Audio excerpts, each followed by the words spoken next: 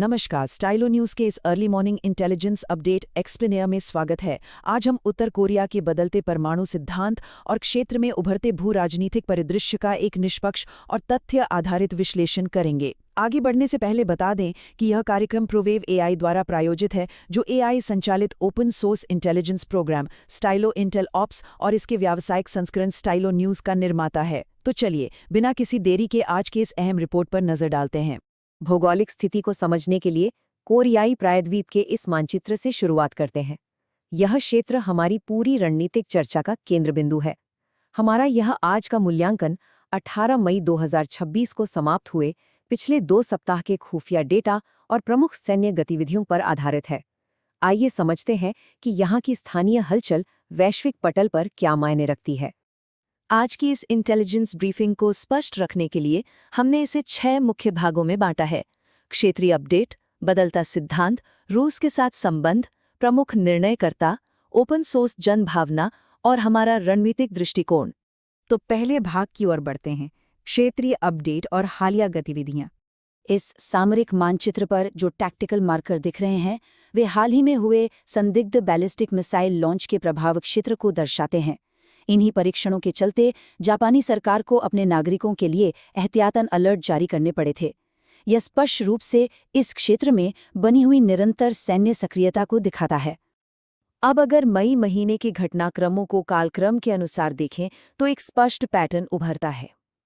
3 मई को missile launch alert, 7 मई को NPT को नकारना, 8 मई को 155 मिलीमीटर हॉवित्जर तोपों की तैनाती और 11 मई को संविधान संशोधन की रिपोर्ट। ये सब केवल 2 हफ्तों के भीतर हुआ है, जो कूटनीतिक दबाव बनाने की एक सोची समझी सैन्य रणनीति प्रतीत होती है। आइए अब दूसरे हिस्से पर चलते हैं, प्योंगयांग का बदलता सिद्धांत और नया डेड हैंड प्रोटोकॉल।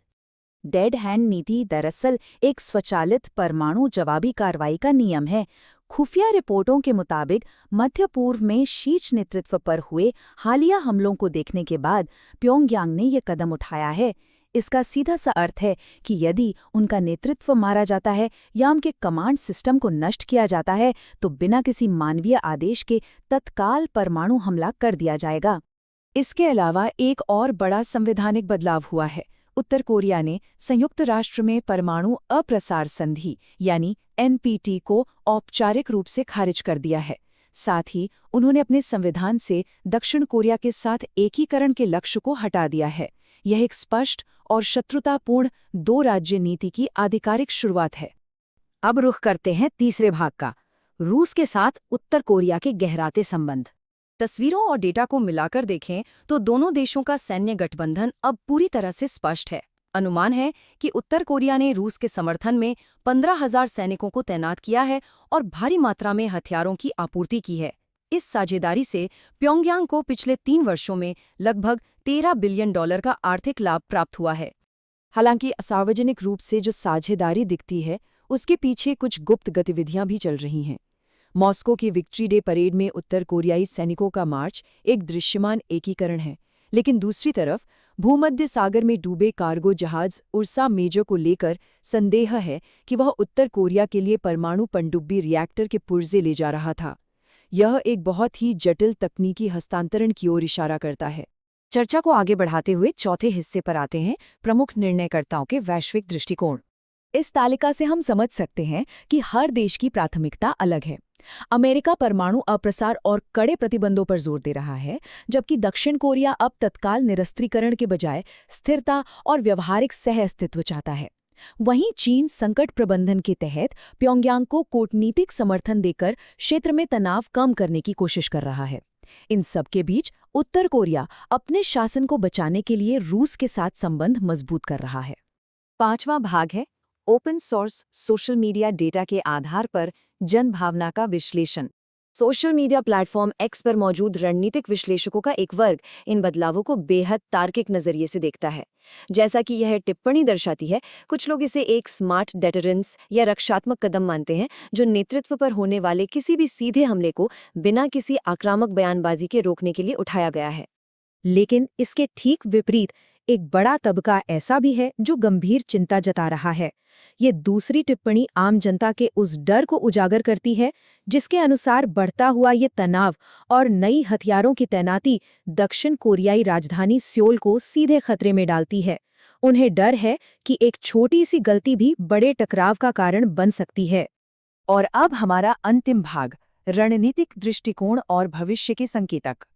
तथ्यों का समग्र रूप से मूल्यांकन करने पर हम कह सकते हैं कि किसी तत्काल और बड़े पैमाने पर आक्रमण की संभावना फिलहाल बेहद कम है। हालांकि मिसाइल परीक्षणों के जरिए कूटनीतिक दबाव बनाए रखा जाएगा।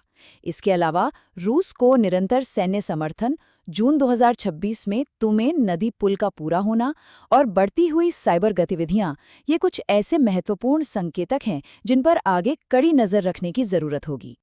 अंत में हम एक अहम सवाल के साथ इस चर्चा को विराम देते हैं।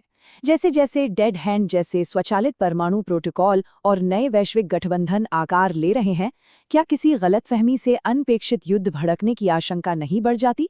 इस पर विचार जरूर कीजिएगा। आज के इस अर्ली मॉर्निंग इंटेलिजेंस अपडेट में हमारे साथ जुड़ने के लिए धन्यवाद।